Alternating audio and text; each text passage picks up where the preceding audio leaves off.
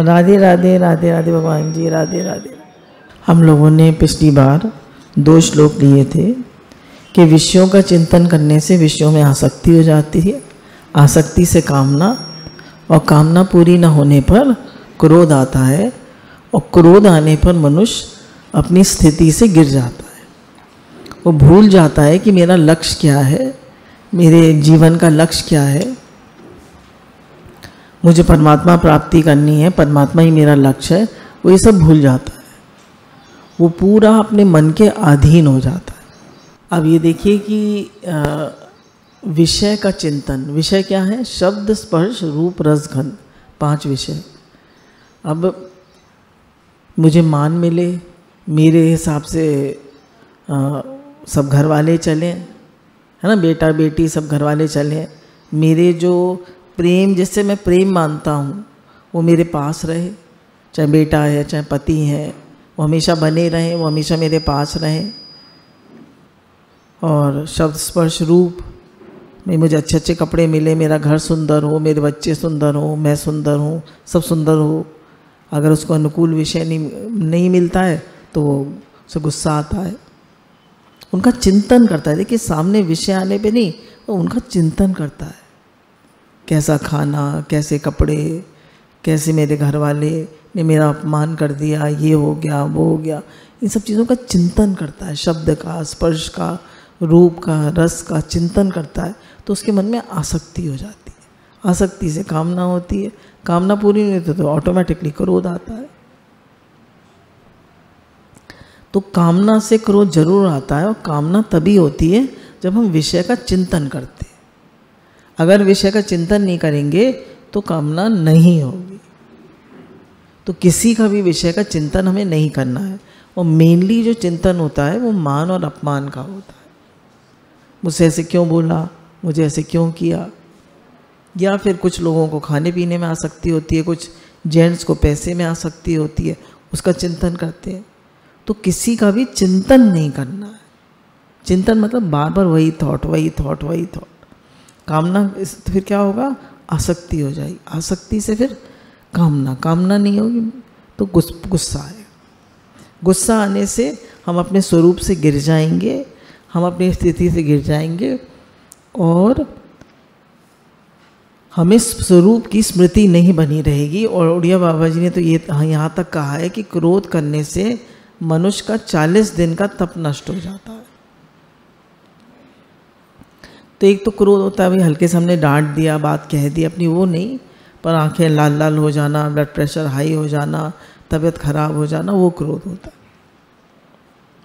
दूसरे श्लोक में कह रहे हैं, ये हम लोग ले चुके हैं, खाली रिवाइज कर रहे हैं, परंतु वशीभूत अंतःकरण वाले कर्मयोगी साधक राग द्वेष से रहित अपने वश में की हुई इंद्रियों के द्वारा विषयों का सेवन करता हुआ अंतःकरण की निर्मलता को प्राप्त होता है।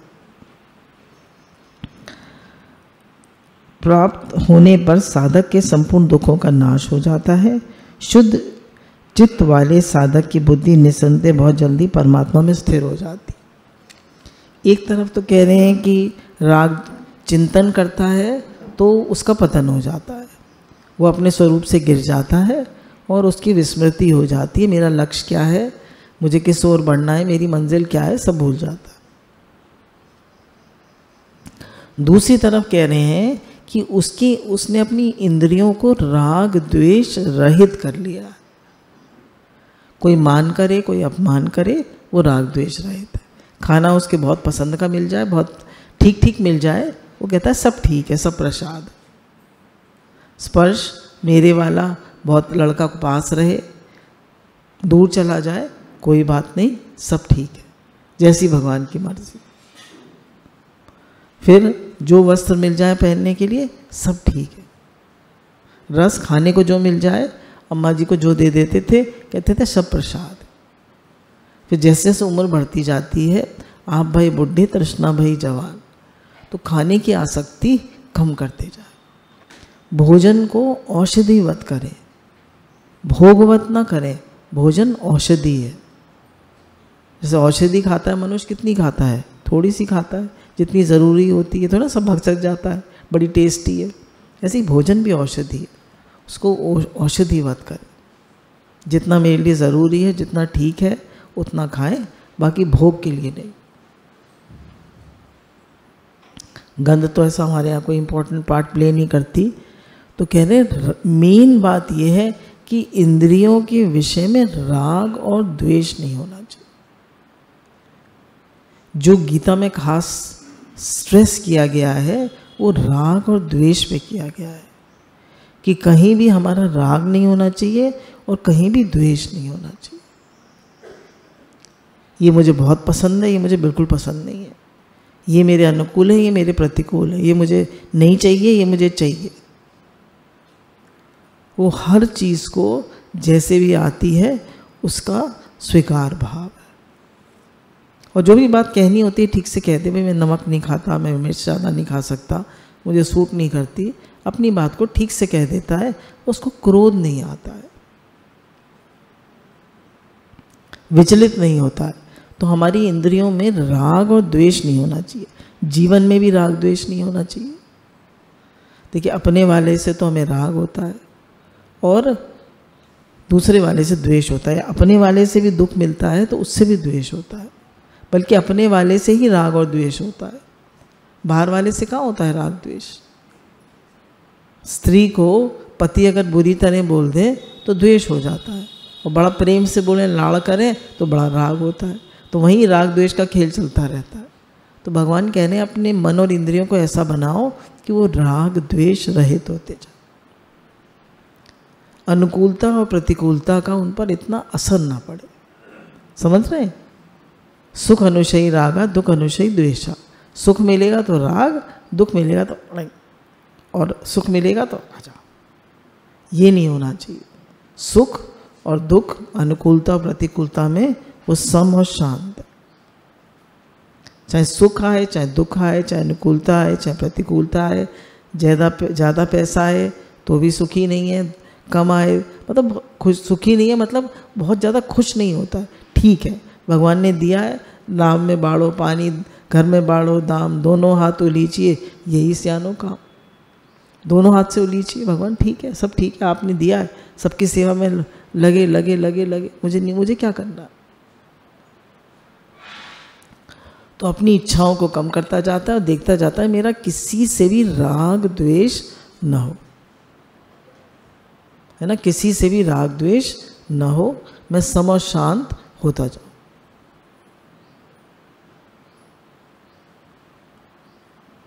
अब देखिए ये हमारा नेक्स्ट श्लोक है आज जो हमें लेना है।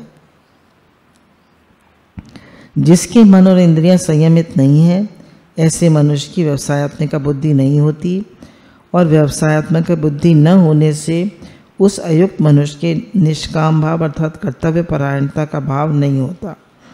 निष्काम भाव न होने से शांति नहीं मिलती, फिर शांति रहित मनुष्य को सुख कैसे मिल सकता है। कह रहे हैं जिसकी इंद्रियां वश में नहीं है, यहाँ पे मन और इंद्रियों के वश में ज़्यादा कह रहे हैं। देखिए आँख ने कुछ देखा, विंडो शॉपिंग करने गए या बाजार ही गए, अब आँख ने कुछ देख लिया, अब उसके मन में चलेगा, वो चिंतन होगा, वो नहीं चाहता पर चिंतन होगा, देखा ना, अब उसे अच्छा लग गया, अब चाहिए। तो इतना ज़्यादा उसकी निष्ठा, उन्होंने बताया जिसकी मन और इंद्रियां संयमित नहीं है, ऐसे मनुष्य की व्यवसायत्मक का बुद्धि नहीं होती। अब देखिए हमने निश्चय कर लिया, देखिए हम तो यही कहेंगे हम सब ने, क्योंकि हम सब गुरु के सानिध्य में परमात्मा प्राप्ति के लिए ही आए। तो हम सब ने निश्चय कर लिया है कि मेरा लक्ष्य भगवान है और मुझे उन्हीं की ओर बढ़ना है। यही व्यवसायत्मक का बुद्धि है। व्यवसायत्मक का मतलब जिसने निश्चय कर लिया कि मेरा व्यवसाय यानी मेरा कारोबार भगवान है, मेरा लक्ष्य भगवान है। जिसने ऐसा निश्चय कर लिया है तो कह रहे उस मनुष्य में निष्काम भाव आ जाता है कि मुझे अपने लिए कुछ नहीं चाहिए, और कर्तव्य परायणता आ जाती है कि मुझे अपना काम अच्छे से करना है। जो मुझे सेवा मिली है है ना। हम हमारी उम्र हो गई, हमें सेवा किसकी मिली है? सत्संग की, भजन की। अपना भजन अच्छे से करें, अपना सत्संग अच्छे से करें। जो यंग हैं, जिनके बच्चे अभी मैरिड नहीं हैं, तो वो घर की भी उनकी सेवा है, तो घर की सेवा ठीक से करें। पर अब शादी भी हो गई है बच्चों की, उनके बच्चे भी हो गए हैं, आप उनके बच्चे भी पाल रहे हैं, तो ये गलत है। थोड़ा थोड़ा उनको रिस्पॉन्सिबल बनाइए कि अपने बच्चे आप स्वयं देखो। और अब हमारा एज भजन की है, हमारी एज सत्संग की है, अब हम कब तक ये करेंगे? तो ये हमारा, अगर हम उन्हीं में लगे रहते हैं तो ये हमारी मुआसक्ति है। अब बस टाइम है, थोड़ी बहुत हेल्प हो जाती है तो कर दीजिए, पर ज़्यादा घर में ना घुस के अपने भजन में, सत्संग में, पढ़ने लिखने में ज़्यादा रहिए। तो कह रहे हैं जिसकी निश्चयात्मिका बुद्धि है, व्यवसायत्मिका बुद्धि है, तो वो निष्काम भाव से चलता है, उसे अपने लिए कुछ नहीं चाहिए और कर्तव्य परायणता होती है। जो भी उसने अपने लिए नियम बनाए हैं उनको बड़ी दृढ़ता से और निश्चय से करता है, और तो उसके जीवन में बहुत शांति रहती है। वो अपने जीवन को ठीक से जी रहा है, इसको कैसे पता चलता है? उसके मन में बहुत शांति रहती है, उसका मन शांत रहता है। और कह रहे हैं जिसकी इंद्रियां मन वश में नहीं है उसको शांति नहीं मिलती, और शांति रहित मनुष्य को सुख कैसे मिलता है? और जिसके मन में शांति नहीं है उसको सुख कैसे मिल सकता है? अगर हमारे मन में शांति नहीं है तो हम सुखी नहीं हो सकते। और शांति कब नहीं है? जब हम कर्तव्य परायण नहीं हैं, अपने कर्तव्य को ठीक से नहीं कर रहे हैं, और हमारा निष्काम भाव नहीं, हमारा भाव निष्काम नहीं है कि भैया मुझे कुछ नहीं चाहिए, मुझे तो केवल, मेरा लक्ष्य तो केवल भगवान है। कह रहे हैं ये जो है कर्म योग का विषय है। कर्म योग में मन और इंद्रियों का संयम करना मुख्य होता है। विवेक पूर्वक संयम किए बिना कामना नष्ट नहीं होती। कह रहे हैं जब तक विवेक पूर्वक संयम नहीं करेंगे तो कामना नष्ट नहीं होगी, और कामना के नष्ट हुए बिना बुद्धि की स्थिरता नहीं होती। कह रहे हैं जब तक विवेक पूर्वक कि संसार के विषय से मुझे कुछ नहीं चाहिए, तो विवेक पूर्वक कामना को नष्ट नहीं करते, तब तक कह रहे हैं कि बुद्धि स्थिर नहीं होती।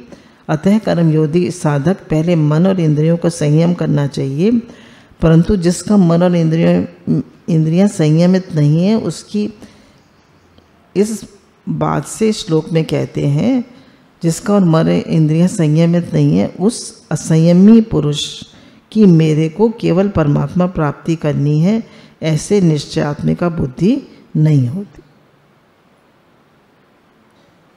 जिसकी मन और इंद्रियां संयमित नहीं है, कोई भी चीज़ सामने आ गई, सूट आ गया मुझे चाहिए, थोड़ा अच्छा लग गया मुझे चाहिए, खाने पीने की चीज़ सामने आ गई, सूट करे ना करे मुझे चाहिए, गला खराब है, जुकाम हो रहा है, फिर भी आइसक्रीम खा ली, कपड़े बहुत हैं नहीं चाहिए फिर भी ले लिए।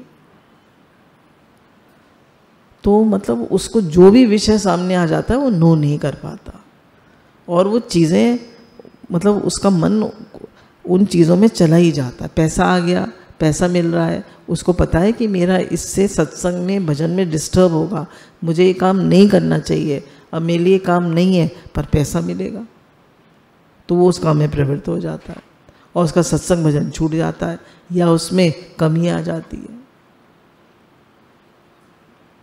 बहुत पहले की बात है, जब अम्मा जी के टाइम की, तो एक प्रेमी आते थे, तो उनको कोई ऐसा कारोबार मिल गया जिसमें पैसे की अच्छी कमाई थी, सत्संग में आते थे, अच्छे रिटायर्ड थे, उस काम में लग गए।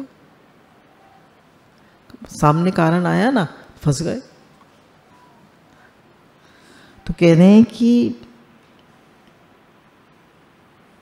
मेरे को केवल परमात्मा प्राप्ति करनी है, ऐसे एक निश्चय वाली बुद्धि नहीं होती, कारण कि मन और इंद्रियां समेत न होने से उत्पत्ति विनाशशील संसारिक भोगों संग्रह में लगा रहता। बुद्धि संयमित नहीं है कि मेरा लक्ष्य केवल भगवान है, तो उत्पत्ति विनाशशील संग्रह भोग में लगा रहता। खूब पैसा कमाना है, खूब नाम होना चाहिए, खूब बड़ा घर होना चाहिए, खूब बड़ी गाड़ी होनी चाहिए, वो इन्हीं चीज़ों में लगा रहता है। उसका सारी महत्व बुद्धि इन्हीं चीज़ों में होती है। वह कभी मान चाहता है, कभी सुख आराम चाहता है, कभी धन चाहता है। क्या होता है असंगी मनुष्य? क्या चाहता है? कभी मान चाहता है, कभी सुख चाहता है, कभी आराम चाहता है, कभी भोग चाहता है। इस प्रकार उसके भीतर अनेक तरह की कामनाएं होती हैं। पहले उसकी बुद्धि एक निश्चय वाली नहीं होती, उसके मन में अनेक तरह का कामना होता है। खूब सुख हो, खूब आराम हो, खूब भोग हो, खूब पैसा हो, खूब ये हो, खूब वो हो। तो मुझे भगवान लक्ष्य है मेरा, मुझे परमात्मा प्राप्ति करनी है, वो ऐसा निश्चय नहीं कर पाता। और जिसकी बुद्धि व्यवसायत्मिका नहीं होती, उसकी मेरे को केवल अपने कर्तव्य का पालन करना है, फल की इच्छा, कामना, आसक्ति आदि का त्याग करना है, ऐसी भावना नहीं होती। मेरा लक्ष्य केवल भगवान है, मुझे केवल भगवान की ओर बढ़ना है, ऐसी उसका निश्चय नहीं होता है। दादा भगवान ने कहा ना, हर विषय को नो कर देता है, नो नो नो।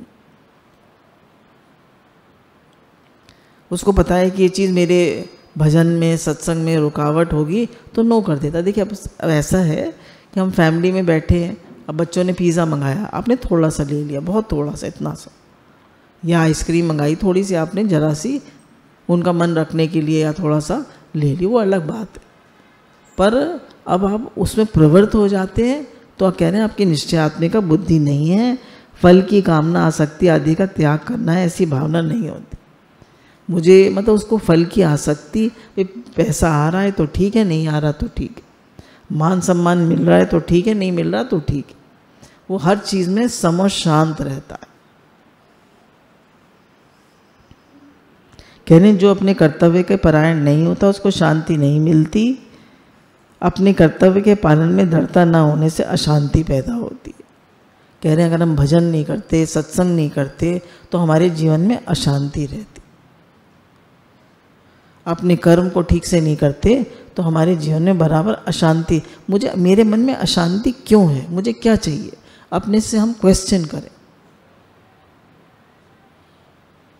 मेरी मोहाशक्ति ज़्यादा है बच्चों में, पति में, बच्चों में मेरी मोहाशक्ति ज़्यादा है, मुझे सुख आराम ज़्यादा चाहिए, मुझे मान बढ़ाई चाहिए, मुझे क्या चाहिए, किस तौर मेरी प्रवृत्ति है, कौन सी चीज़ मुझे मेरे भजन में, मेरे सत्संग में, मेरे निश्चय में रुकावट डाल रही है। जो अशांत है वह सुखी कैसे हो सकता है? कारण कि उसके हृदय में हरदम हलचल होती रहती है। कह रहे हैं जो अशांत है उसके हृदय में हर समय हलचल होती रहती है, सुखी कैसे हो सकता है?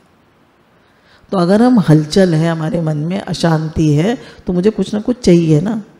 अब पूछें अपने क्या चाहिए, मुझे क्या चाहिए? कुछ नहीं चाहिए तो मन शांत रहेगा। क्या चाहिए? मेरा लक्ष्य सिर्फ भगवान है, मुझे उनकी ओर बढ़ना है। अब कहने बाहर से उसको कितने भी अनुकूल भोग आदि मिल जाए तो भी उसके हृदय में हलचल नहीं मिट सकती, क्योंकि वह सुखी नहीं हो सकता। कह रहे हैं कितना भी उसको बढ़िया मान सम्मान मिल जाए, कितना भी अच्छा खाना पीना मिल जाए, कितने भी अच्छे कपड़े मिल जाए, कितना भी अच्छा घर मिल जाए, फिर भी वो सुखी नहीं होगा। क्यों? क्योंकि उसके मन में कामना है।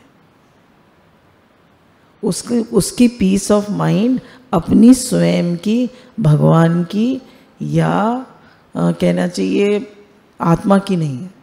तो ऐसे व्यक्ति की पीस ऑफ माइंड हमेशा डिस्टर्ब्ड रहती है, वो हमेशा अशांत रहता है। आपने देखा होगा बहुत से पैसे वाले लोग हैं, घर में खूब सारे खाने पीने को भी है, नौकर चाकर भी हैं, और क्या कहते हैं बच्चे भी ठीक हैं, सब कुछ बढ़िया है, फिर भी वो शांत रहते। क्यों? क्योंकि उनकी बुद्धि निश्चयात्मिका नहीं है, मुझे भगवान की तरफ ही बढ़ना है, मेरा लक्ष्य केवल भगवान है, और अपने कर्तव्य को भी ठीक से नहीं करते, इसलिए उनका मन अशांत रहता है। अब देखिए दूसरे श्लोक में क्या कह रहे हैं कि कारण कि अपने अपने विषय में विचरती हुई इंद्रियों में से एक भी इंद्रिय जिस मन को अपना अनुगामी बना लेती है, अकेला मन जल में नौका को वायु की तरह उसकी बुद्धि को हर लेता है। कह रहे हैं अगर आपकी आसक्ति एक विषय में भी है तो अकेला आपका मन उस इंद्रिय के साथ चला जाएगा। जैसे हमारे सामने आता ही है उनका एग्जाम्पल मेनका वाला, विश्वामित्र का और जैमिनी ऋषि का। इन लोगों की किस में आसक्ति थी? स्त्री में। ऐसे इन्हें नहीं पता था, पर सामने स्त्री आई तो गिर गए। किसी के पैसे में आसक्ति होती, किसी ने कहा कि भी मैं, से बहुत पहले की बात है, इनके बड़े भाई साहब तो उनका शरीर नहीं रहा, बहुत पहले, करीब 20 साल पहले की बात है।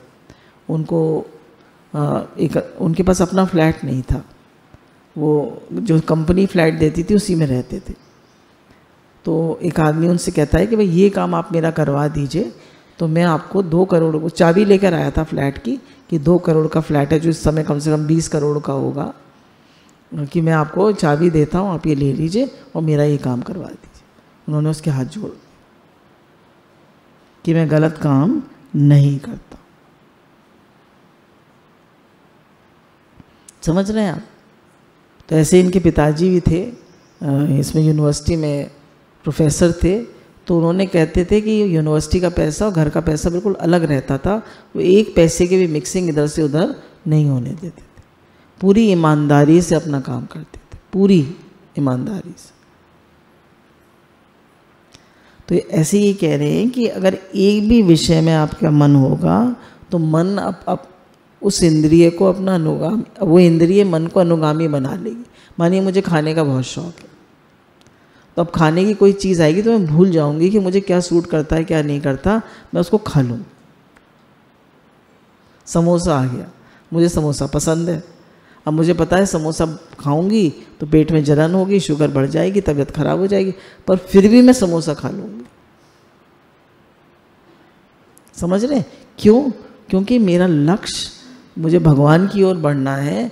अभी मैं उस नौका में बैठा नहीं हूँ। व्यवसायत्मिका बुद्धि नहीं है कि मेरा लक्ष्य भगवान है। तो इस नौका में मैं बैठ जाना है कि मेरा लक्ष्य भगवान है, मुझे सिर्फ इस तरफ चलना है, इधर उधर मुझे झांकना नहीं है, इधर उधर मुझे देखना नहीं है। मेरा लक्ष्य भगवान है, क्योंकि ये सब चीज़ें बहुत छोटी हैं, इनका सुख बहुत टेम्परेरी है। अच्छा, आज आपने कोई बहुत अच्छा समोसा खा लिया, कितनी देर सुखी हो गए, तो उसकी जो जलन हुई, उससे जो परेशानी हुई, वो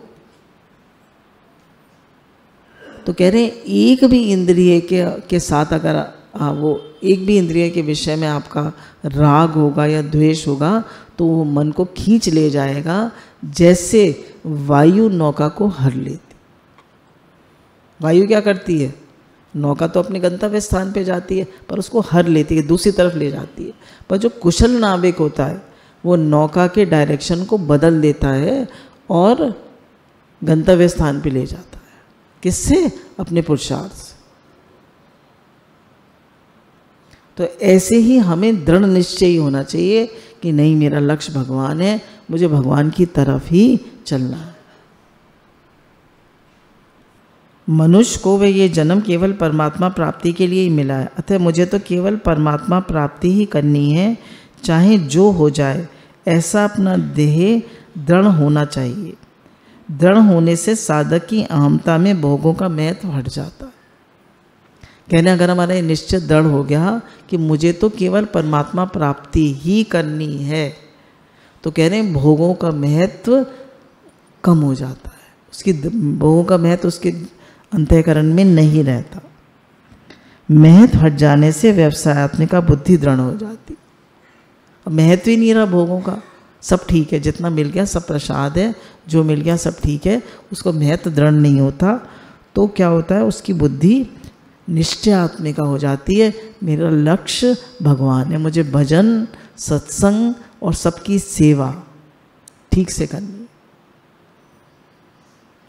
गुरु कहते हैं बार बार पक्का करिए, सबका भला हो, सबका भला हो, सब भगवान में लगे, सबकी सोच सकारात्मक हो, सबका मंगल हो, सब भगवान में लगे।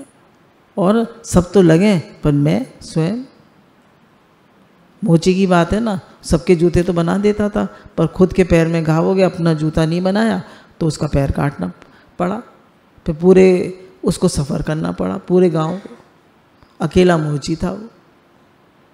तो गुरु कहते हैं हमारी व्यवसायत्मिका बुद्धि होनी चाहिए कि मुझे तो केवल भगवान की तरफ बढ़ना है, और उसके मन में से भोगों का महत्व हट जाता है, वो नो कर देता है। वो चीज़ है ये, वो जानता है कि ये चीज़ मेरे लिए ठीक नहीं है, मेरे लक्ष्य में विघ्न डालेगी, तो उसको नो कर देता है। अब देखिए हमारे सामने श्याम दादा का एग्जाम्पल है। उनके सामने आया बिजनेस का, फिर बड़े दादाजी ने कहा, जिनका हमने कल मनाया था, बड़े दादाजी का, दादा मंगल मन जी का, कि अब तुम बिजनेस मत करो, तुम सत्संग में लगो। तो उन्होंने नो कर दिया। उन्होंने कहा जितना तुम्हारा पार्टनर तुम्हें दे दे उतने में ही तुम काम चलाओ।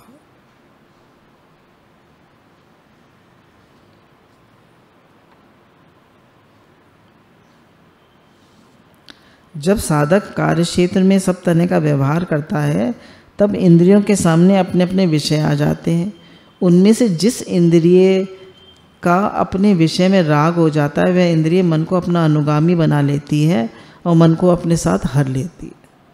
बता ही दिया, जो चीज़ में राग होगा वो चीज़ बढ़िया आ गई, अब वो खाएगा ज़रूर, वो पहनेगा ज़रूर। बेटे में मन है तो माँ उसका चिंतन करेगी ज़रूर। अरे ठीक है बेटा अपनी जगह, आप अपनी जगह, छोड़िए बेटे को। हर व्यक्ति आपके जन्म का तो साथी है, आप उसके कर्म के साथी नहीं है। ज़्यादा चिंतन मत करिए, जितनी आप सेवा कर सकते हैं कर दीजिए, बाकी मन को हटा लीजिए। मेरा कोई नहीं है, मेरे सिर्फ भगवान। हमें पक्का होना चाहिए, मेरा कोई नहीं है, मेरे तो सिर्फ भगवान। मेरे तो गिरधर गोपाल, दूसरों ना कोई। साधक को ये पक्का होना चाहिए, मेरे तो गिरधर गोपाल, दूसरों ना कोई।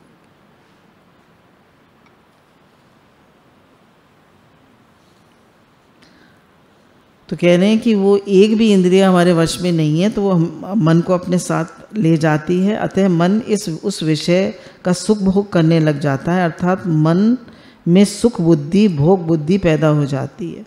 मन में उस विषय का रंग चढ़ जाता है, उसका महत्व बैठ जाता है। जैसे भोजन करते समय किसी पदार्थ का स्वाद आता है तो रस इंद्रिय उसमें आसक्त हो जाती है। आसक्त होने पर रस इंद्रिय मन को खींच लेती है और मन उस स्वाद में प्रसन्न हो जाता है और राजी हो जाता है। आज तो भोजन बहुत टेस्टी बना है, ठीक है, प्रसाद सामने आया है, भगवान का प्रसाद है, भगवान आपने बहुत अच्छा प्रसाद दिया है, उसको आप जितना आपके शरीर अलाउ करता है उतना ग्रहण किया और फिर राधे राधे कर दी, ठीक है ना। जो भी प्रसाद आया है थोड़ा थोड़ा, जितना शरीर, हर एक के शरीर की कैपेसिटी अलग है। अब बच्चे अच्छी तरह खा सकते हैं, अब हम लोग 60 साल से ऊपर के हो गए और जो और भी 70 साल से ऊपर के हो गए वो और भी कम प्रसाद पा सकते हैं। तो जितना शरीर अलाउ करे उतना लीजिए, बाकी राधे राधे कर दीजिए, जय राम जी कर दीजिए। जब मन में विषयों का महत्व बैठ जाता है तब अकेला मन ही साधक की बुद्धि को हर लेता है और साधक में कर रहा है कर्तव्य परायणता न रहकर भोग बुद्धि पैदा हो जाती है। वो सब भूल जाता है, मुझे भजन करना है, मुझे सत्संग करना है, वो सब भूल जाता है, भोगों में लग जाता है। चलिए सत्संग तो नहीं छोड़ेगा। अभी मुझे कोई बता रहा था कि हाँ, बरसाने में एक रमेश बाबा है, तो उनकी मदर का शरीर शांत हो गया था, वो बचपन में ही आ गए थे घर छोड़कर। तो उनकी मदर का शरीर शांत हुआ तो वो सत्संग, वो उनकी मदर भी सत्संग में ही लग गई थी, वो अकेले बेटे थे। तो उन्होंने सत्संग नहीं बंद किया, सत्संग चलता रहा। उन्होंने कहा कि ये सत्संग पूरा हो जाएगा तब अंतिम संस्कार होगा, तो उनके वहीं रख दिया और उनका अंतिम संस्कार तब हुआ जब उनका सत्संग हो गया। और शाम को कुछ भजन का कार्यक्रम करते, वो भी उन्होंने वैसे ही किया। देखिए लोगों की इतनी इतनी दृढ़ता होती है। हमारे जीवन में जरा भी कुछ उलट पुलट हो जाए तो हम एकदम परेशान हो जाते हैं। संसार को अनित्य, क्षणभंगुर, नाशवान न समझ के उसी को सारा महत्व दे देते हैं। वह भोग बुद्धि होने से साधक में मुझे परमात्मा प्राप्ति करनी है व्यवसायत्मिका बुद्धि नहीं रहती। इस तरह विवेचन करने में देरी लगती है, पर बुद्धि विचलित करने में देरी बिल्कुल नहीं लगती। 1 मिनट में उसकी बुद्धि विचलित हो जाती है।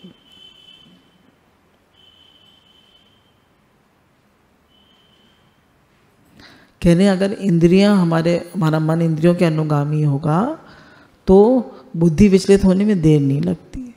1 मिनट में बुद्धि विचलित होती है। पैसे का कारण आया, खाने पीने का कारण आया, मान सम्मान का कारण आया, झट विचलित हो जाती है। अब बताया देखिए संत लोग तो सब त्याग के जाते हैं, फिर भी विचलित हो जाते हैं। कंचन तजना सहज है, सहज त्रिया करने पर मान बढ़ाई ईर्षा तजना दुर्लभ। मान बढ़ाई का कारण आने पर वो भी गिर जाते हैं। तो किसी भी कारण पे मुझे गिरना नहीं है, क्योंकि मेरा लक्ष्य भगवान। किसी भी चीज़ में मुझे आसक्त नहीं होना है, क्योंकि मेरा लक्ष्य भगवान। इसलिए मैं महाभावो, जिस मनुष्य की इंद्रियों के विषयों से सर्वथा वश में की गई हैं, उसकी बुद्धि स्थिर है।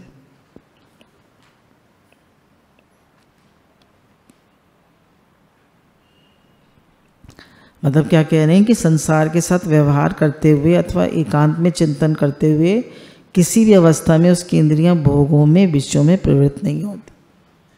चाहे वो अकेले बैठा भजन कर रहा है, चाहे वो व्यवहार कर रहा है, उसकी इंद्रियां भोगों में प्रवृत्त नहीं होती। अगर आता भी है मन में कोई बात, हटा देता है। उनका मन भी इंद्रियों के साथ मिलकर उसकी बुद्धि को विचलित नहीं कर सकता। जैसे पहाड़ को कोई डिगा नहीं सकता, ऐसी उसकी बुद्धि इतनी दृढ़ता आ जाती है कि उसको मन की किसी भी अवस्था को डिगा नहीं सकता, कारण कि उसके मन में विषयों का महत्व नहीं रहा।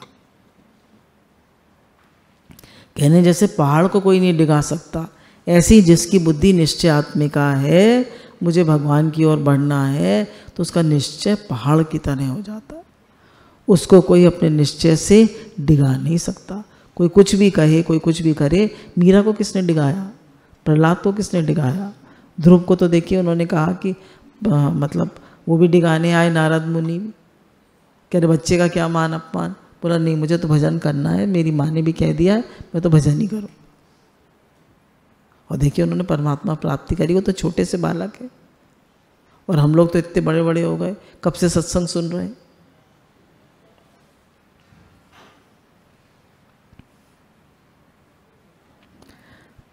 तात्पर्य है कि इंद्रियों के विषय से पूरी तरह वश में की हुई हैं, अर्थात विषयों से उनका लेश मात्र भी राग, आसक्ति, खिंचाव नहीं रहा। जैसे सांप के दांत निकाल दिए जाएं तो फिर उसमें जहर नहीं रहता। सांप के दांत निकाल दिए जाएं तो उसमें जहर नहीं रहता। वह किसी को काट नहीं लेता तो उसका कोई असर नहीं होता। ऐसे ही इंद्रियों को राग द्वेष रहित कर देना ही मानो उसके जहरीले दांत निकाल देना है। इंद्रियों को क्या करना है? राग द्वेष रहित करते जाना। किसी चीज़ में भी, जैसे किसी ने मानिए पति से दूर रह रहे हैं, अब उन्होंने कुछ कह दिया तो उनकी बातें याद आ जाती हैं, तो कहीं द्वेष है तो न राग न द्वेष, दोनों ही बंधन के कारण। कोई भी वचन राग द्वेष का याद आए, किसी ने बुरी तरह बोला, किसी ने बुरी तरह बोला, अरे छोड़ो, जाने दो, फॉरगिव एंड फॉरगेट। राग देखिए, द्वेष तो कभी कभी आता है, राग ज़्यादा पतन करता है। माँ का बेटे में कितना राग होता है, पति का पत्नी में होता है, पुरुषों का पैसे में होता है। और बताया कि एक एक जानवर में तो एक एक विषय होता है ना। शब्द जब उसको हिरन को होता है, स्पर्श हाथी को होता है, रूप पतंगे को होता है, रस मछली को होता है, और गंध भंवरे को होता है। तो जानवर में एक एक विषय होता है, वो उसको मार देता है, उसकी जान ले लेता है। और मनुष्य में तो 5 विषय। कहाँ जाएंगे हमारी गाड़ी, कहाँ पहुँचेंगे हम?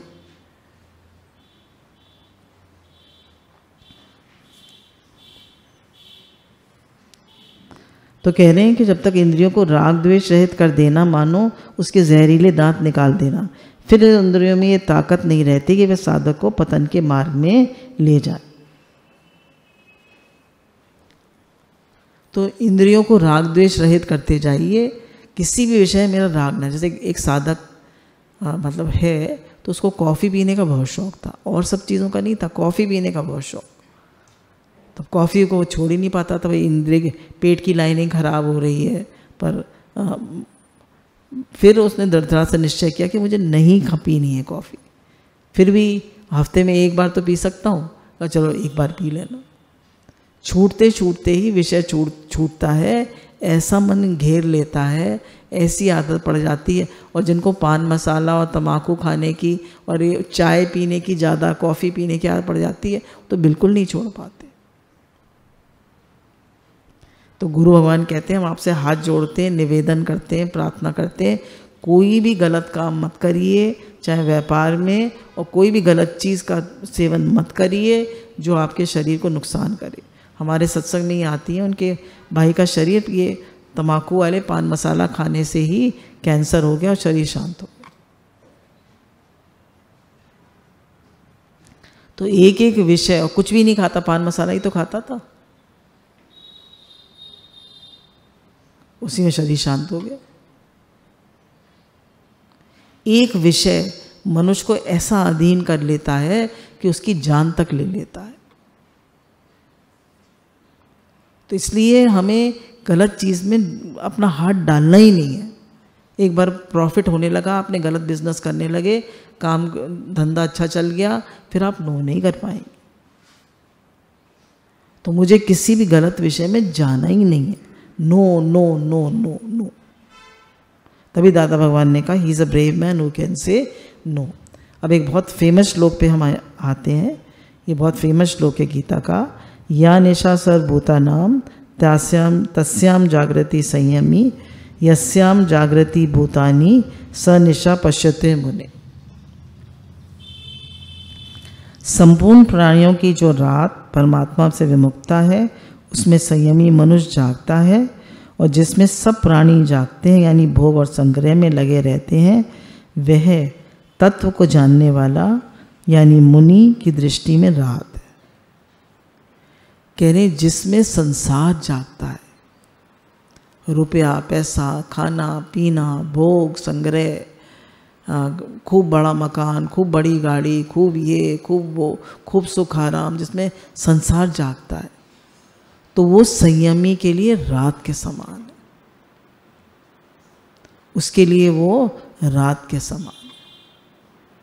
और जो भगवान में लगा हुआ है ना, उसके लिए तो वो रात हो गई।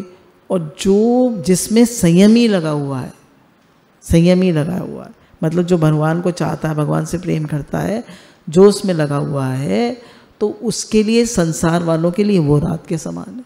अरे क्या सत्संग में लगे रहते हैं, क्या भजन में लगे रहते हैं, क्या सबके हित में लगे रहते हैं, पे अपना कमाओ खाओ मौज करो, वो ये कहते हैं।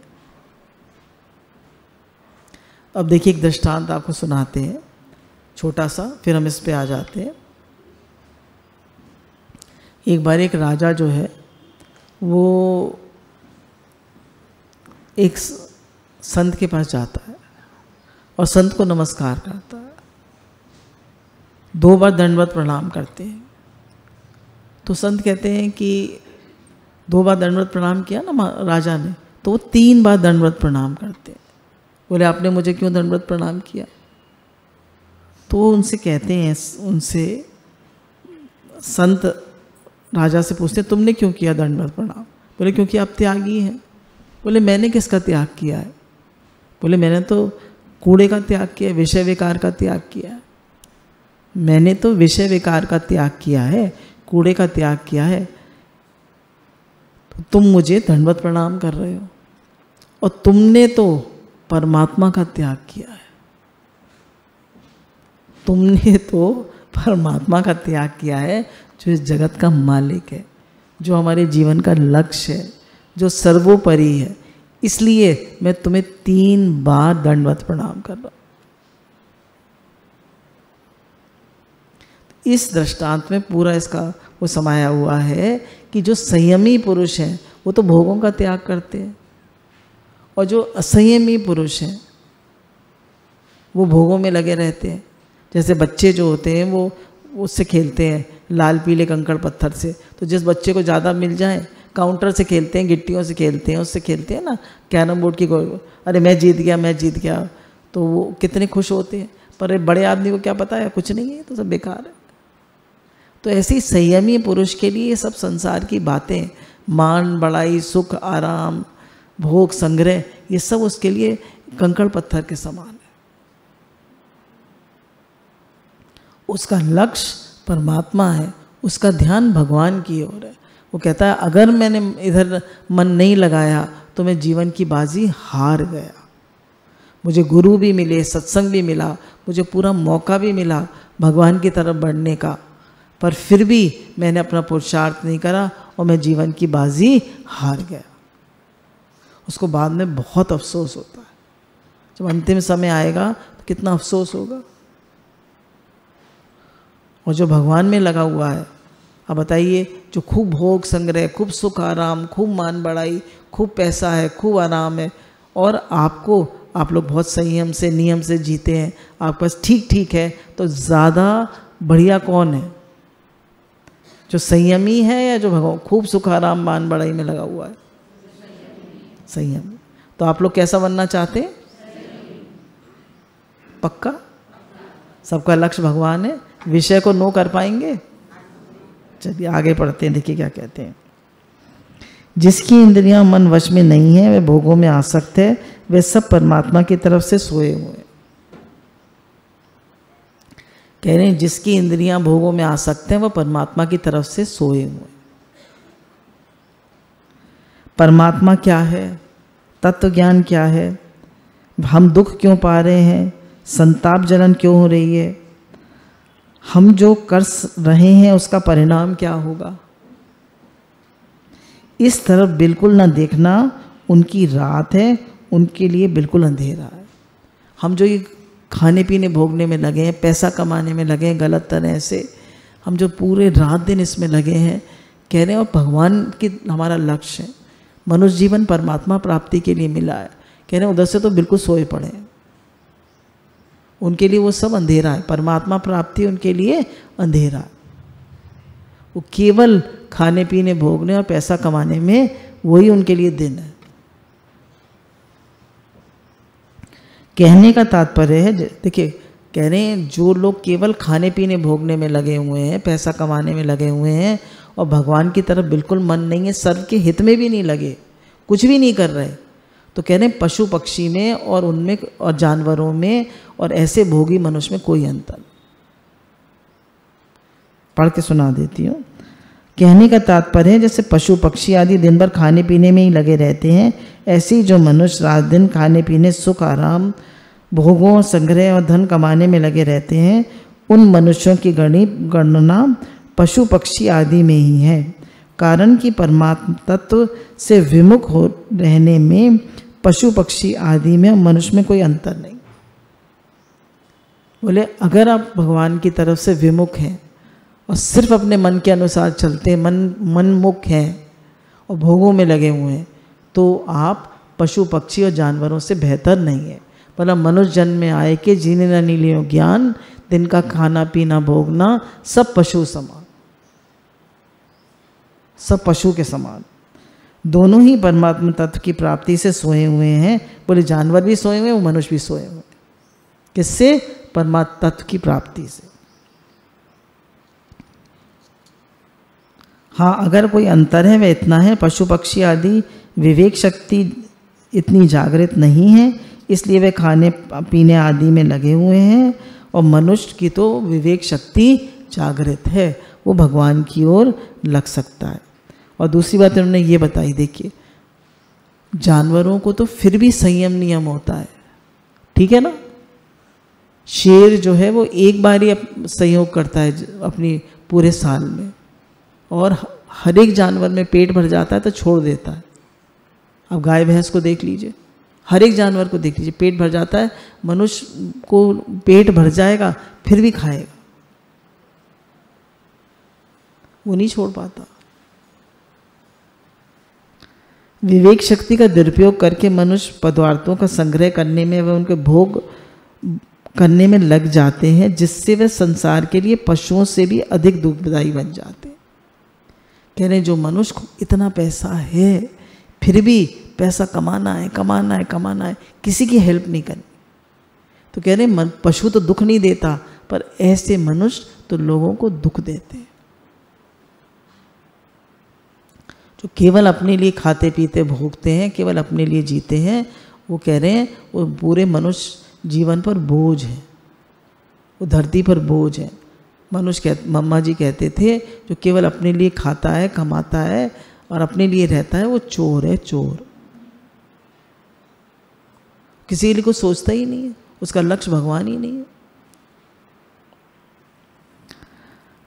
कारण कि पशु पक्षी तो बेचारे जितने से पेट भर जाए उतना ही खाते हैं, संग्रह नहीं करते, परंतु मनुष्य को कहीं भी कुछ पदार्थ मिल जाता है, वे उसके काम में आए चाहे ना आए, उसको वह संग्रह कर ही लेता है और दूसरों के काम आने में बाधा डाल देता है। बोले हमें चाहिए नहीं चाहिए, हमारे काम का यूज़ का है नहीं है, हम उसको संग्रह करते चले जाते हैं और दूसरे के उसको मिल सकता है ना, उसको हो सकता, हमारे पास 20 स्वेटर है, हम दूसरे को दे सकते हैं, पर फिर भी हम रखे रहते हैं। जबकि गुरु ने कहा बाय वन गिव वन, एक लो दूसरा दे दो।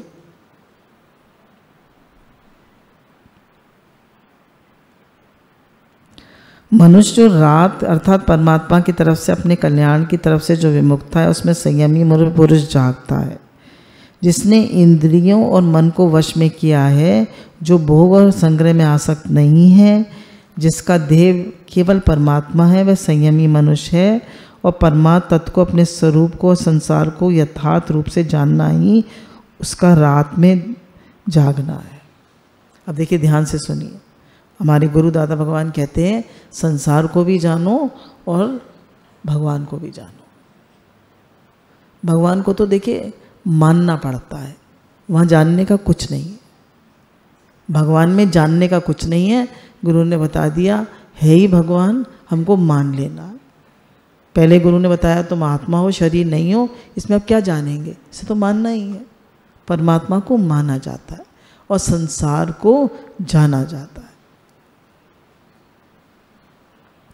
अब देखिए, मेरे पास बहुत पैसा है, एग्जाम्पल लेते हैं, मेरे पास बहुत पैसा है, अब मैंने पैसे का संग्रह भी किया है और पैसे को मैंने अब सबके हित में भी लगाना शुरू करा, तो पैसे के संग्रह को भी जानता हूँ मैं और मैं पैसे के त्याग को भी जानता हूँ। तो किस में ज़्यादा सुख है, बोलिए, संग्रह में या त्याग में? त्याग। तो वो क्या करेगा? त्याग करेगा। अब जिसने संसार, देखिए जो लोग पूरे संसार में लगे हुए हैं, जैसे अभी हम लोग एक होटल में गए थे, होटल में नहीं मतलब एक जगह गए थे भीमताल में घूमने, तो एक जगह ठहरे थे, तो काफ़ी अच्छा था, लेक व्यू था, बहुत सुंदर जगह थी। तो देखा कि वहाँ के जो मालिक थे, तो हम लोग टॉप फ्लोर पे खाली वहाँ काफ़ी बड़ी बालकनी थी, बालकनी थी, टेरेस थी, तो हम वॉक करने चले गए, तो वो लोग सब बैठ के वहाँ पे अपने ड्रिंक्स ले रहे थे और प्लानिंग कर रहे थे कि और बड़ा होटल को कैसे करें। अब लोग संसार में क्या करते हैं, देखिए पैसा है, अब सबके हित में नहीं लगाएंगे, क्या करेंगे? ड्रिंक करेंगे और बट बिजनेस को बड़ा करेंगे, यही उनका लक्ष्य है, वो इसी में लगे रहते हैं, और बिजनेस बड़ा। और उनके लिए एक, जैसे हमारे गुरु कहते हैं कि एक बार स्वामी राम सुखदास जी ने एक आदमी से पूछा, भाई तुम्हारे पास इतना पैसा है कि तुम्हारी कितनी पीढ़ियाँ खा सकती हैं? तो बोले कि तुम क्यों नहीं भजन में लगते हो, क्यों नहीं सत्संग में लगते हो, क्या करोगे इतने पैसे का? बोले ये तो हमें भी पता नहीं है कि पैसा का क्या करेंगे, पर हमें कमाने की लत पड़ी हुई है, हम इसको छोड़ नहीं पाते। समझ रहे? हमें पैसा कमाने की लत पड़ी हुई है, हम इसको छोड़ नहीं पाते हैं। ये तो नहीं कह रहे गुरु छोड़ो, सेवा करो, बस साथ में तुम्हारी एज हो गई है, भजन भी तो करो। कब करोगे, कब सुमरोगे नाम, कब भजन करोगे, कब तुम्हारा भगवान में मन लगेगा?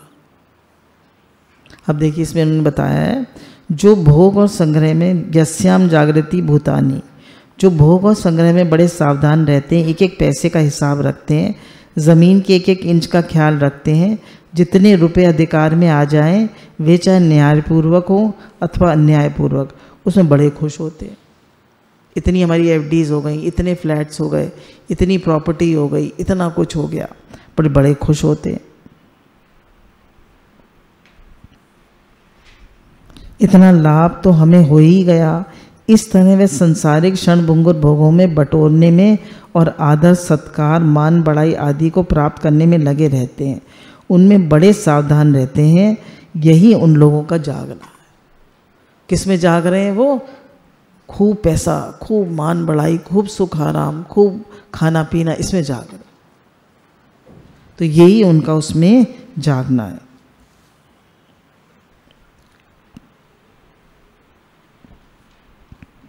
कहने जिन संसारिक पदार्थों और भोग संग्रह करने में मनुष्य अपने को बड़ा बुद्धिमान चतुर मानते हैं, उसी में राजी होते हैं। संसार और परमात्मा तत्व को जानने वाले मननशील संयमी मनुष्य की दृष्टि में वे रात के समान है ना। उधर जो अपने को बड़े चतुर मान रहे हैं, हम बड़े सियाने बड़े समझदार हैं, वो जो भगवान में लग गया उसके लिए वो रात है। कह रहे हैं अपना टाइम वेस्ट कर रहा है, साथ तो इसके कुछ जाएगा नहीं। साथ जाने वाली चीज़ भगवान का नाम, भगवान से प्रेम, मन इंद्रियों पे कंट्रोल, उसका अपना स्वभाव, किए हुए सत्कर्म, तो कुछ तो जाएगा नहीं इसके साथ में। रुपया पैसा प्रॉपर्टी भोग तो जाएंगे नहीं उसके साथ। तो कहने ये बिल्कुल अंधेरा है। जैसे बच्चे खेलते हैं तो वे कंकड़ पत्थर कांच के लाल पीले टुकड़ों के लिए आपस में लड़ते हैं। अगर वे मिल जाते हैं तो राज़ी होते हैं, मैंने बड़ा लाभ उठा लिया। अगर वे नहीं मिलता तो दुखी हो जाते हैं कि मेरी बड़ी हानि हो। नहीं देखा होगा आपने बच्चों को, आपने अपना बचपन भी याद होगा। परंतु जिसके मन में कंकड़ पत्थर आदि का महत्व नहीं, ऐसे समझदार व्यक्ति समझता है कि कंकड़ पत्थर मिलने में क्या लाभ हुआ और न मिलने में क्या हानि हुई। तो ऐसे ही संयमी पुरुष सोचता है कि बहुत रुपया पैसा मिल गया, बहुत मान बढ़ाई मिल गई, बहुत सुख आराम मिल गया, तो क्या मैं जो इतनी प्रॉपर्टी इकट्ठी कर रहा हूँ, इतना रुपया पैसा इकट्ठा कर रहा हूँ, ये मेरे साथ जाएगा? वो अपने से प्रश्न पूछता है।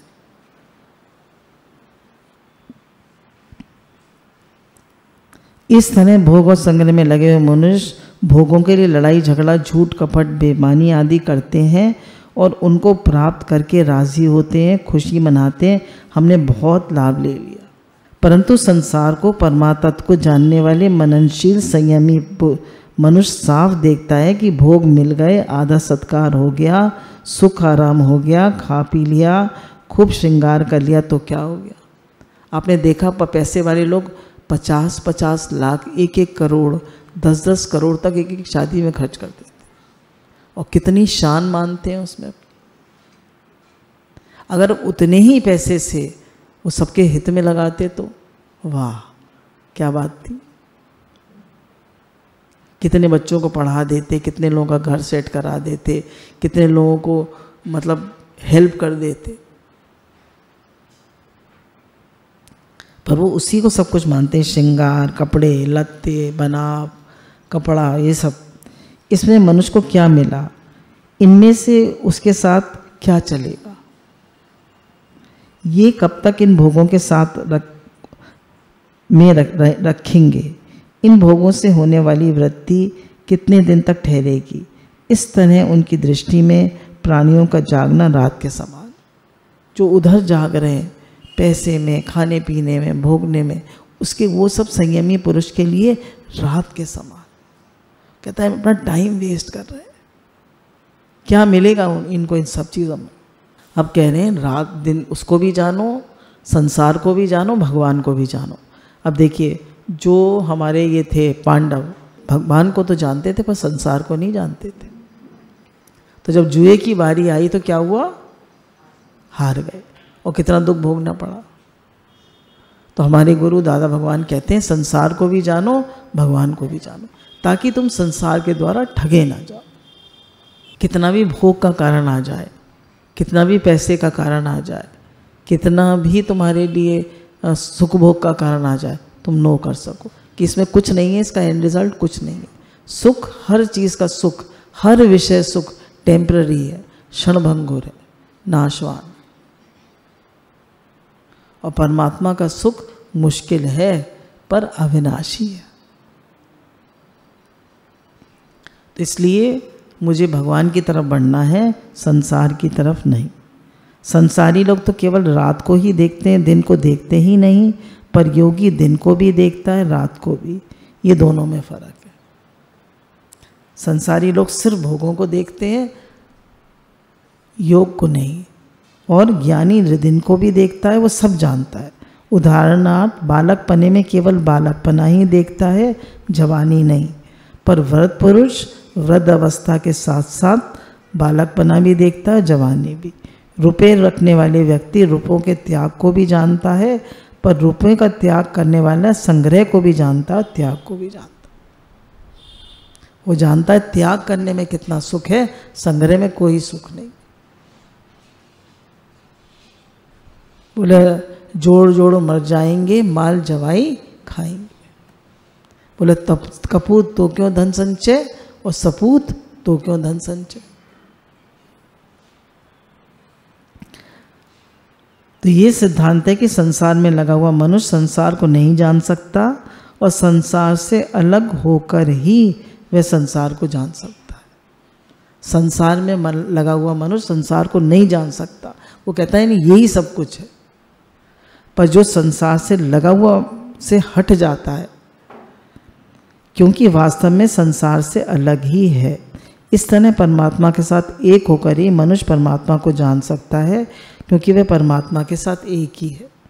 बोले संसार से तो अलग अलग होना मतलब मन से उसको हटा देना, तभी वो संसार को जान सकता है। और जब तक वो संसार में लगा रहता है तब तक संसार को नहीं जान सकता। और परमात्मा के साथ एक होकर ही उनको जान सकते हैं कि जो सुख पाऊँ मैं राम भजन में, सो सुख नाही अमीरी में। तो इसको हम फिर से ले लेंगे अगली बार। ये वाला बहुत फेमस श्लोक है, या निशा सर्वभूतानां तस्याम जागृति संयमी, यस्याम जागृति भूतानि या निशा पश्यते मल। जो संयमी के लिए रात्रि के समान है, उसमें संसारी लोग जागते हैं, और जिसमें संसारी लोग जागते हैं वो संयमी के लिए रात्रि के समान। गुरु भगवान के अनंत अनंत शुक्राने। सारी समझ, सारी अकल, सारी विवेक शक्ति गुरु की दी हुई है, सारी कृपा उन्हीं की है। गुरु भगवान के हृदय से अनंत अनंत शुक्राने।